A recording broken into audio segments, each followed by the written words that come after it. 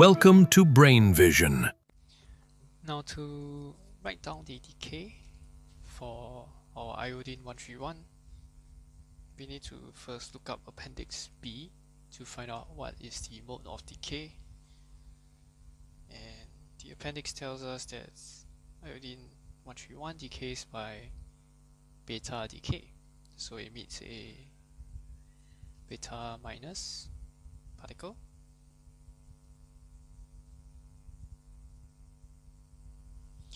And then we have the anti-neutrino, and we have our unknown X.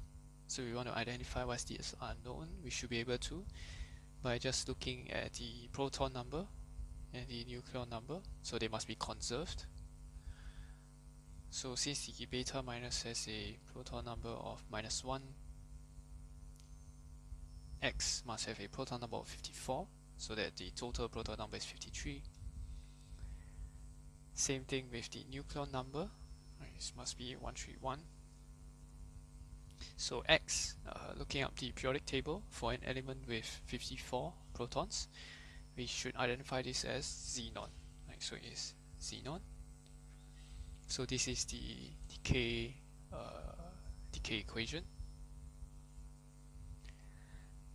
Now we are given an unknown amount, say activity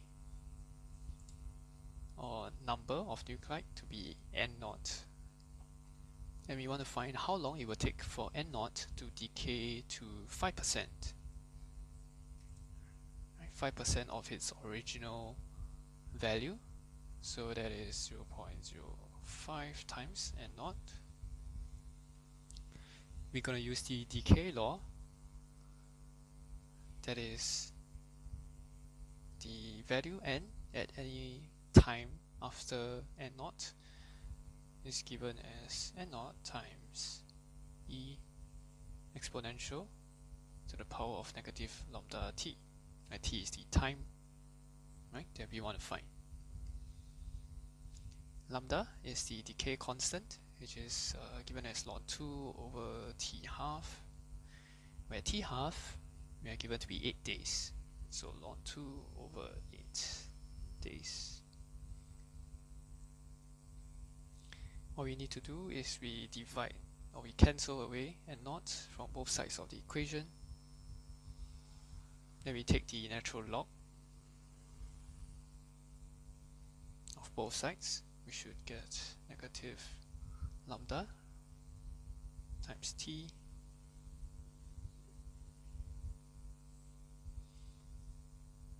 we bring the expression over to the left hand side to get our answer in terms of t. We should get a value of about 34.58 days, which is approximately 35 days.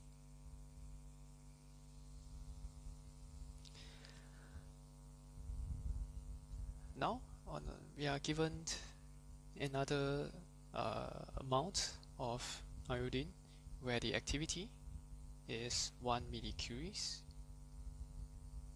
or 1 times 10 power minus 3 curies. We want to find out what is the mass of iodine. To find the mass, we need to find what is the number of nuclides, and then we can find the mass.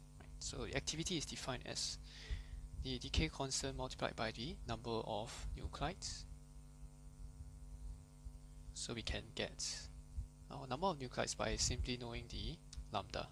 So from previous page, we already know that lambda is ln 2 over 8 days times n. But in this case, we need to convert the days to seconds, since curies we're going to convert later into decays per second. So what we have to do is multiplying 8 days by the number of seconds in a day. That's 24 times 3600. So this will give us in terms of seconds.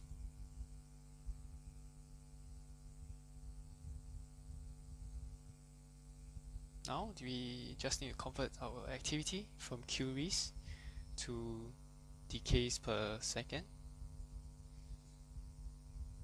by multiplying by 3.7 times 10 power 10 decays per second per curie.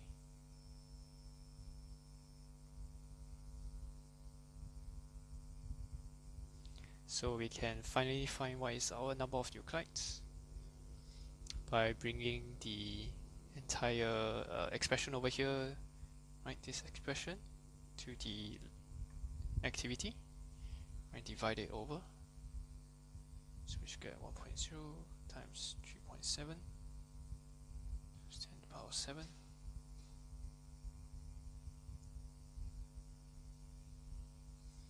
divided by ln 2 multiplied by 8.0 times 24 times 3600.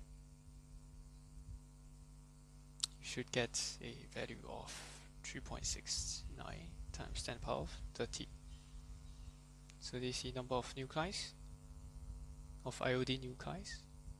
To get the mass, we take the number of nuclides divided by Avogadro's constant, which is 6.022 times 10 power 23.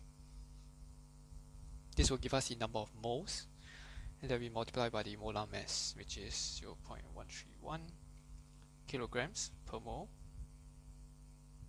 to give us the mass in terms of kilograms. This will be 8.0 times 10 to the power 12 minus 12 kg. So with the particular activity 1 millicurie of iodine, we will need a mass of 8 times 10 to the power minus 12 kilograms of the iodine.